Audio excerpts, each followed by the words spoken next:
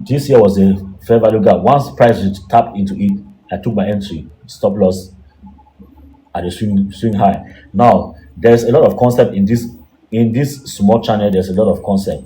Mind you, this short black bearish candle here is the last bearish candle before the impulsive bullish leg that swept liquidity. So this last bearish candle here is what will form your breaker block. Now from this, the close of this bearish candle here is where you mark your change in state of delivery.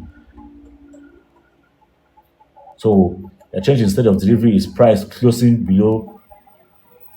For a bearish change in state of delivery is price closing below the closing price of the last bearish candle before the bullish leg that swept liquidity. So it's evident here. This is the closing price of that bearish candle. The closing price goes down of that bearish candle. So that closing price closing below the closing price forms a bearish CISD. And for bullish CISD, you have price closing above the closing price of that last bullish candle before the bearish leg that sweeps liquidity. So this is the last bearish candle before this is the bullish leg that sweeps liquidity.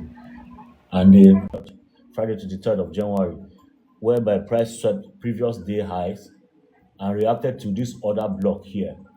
Price reacted to this other block, and then we had the entries on a 1 minute time frame at the macro times. Those entries are all timed at each instant in the market. The delivery price delivery is timed because there's an algorithm that runs the market. There's an algorithm that delivers price. So that volatility, once volatility is injected into the market, it is at particular times of day that price delivers in a certain direction. So once I can formulate my entry, you will see price tapping into that PD area and reacting by some breaker block or inversion fair value gap or some change in state of delivery. And then you take your entries off that point.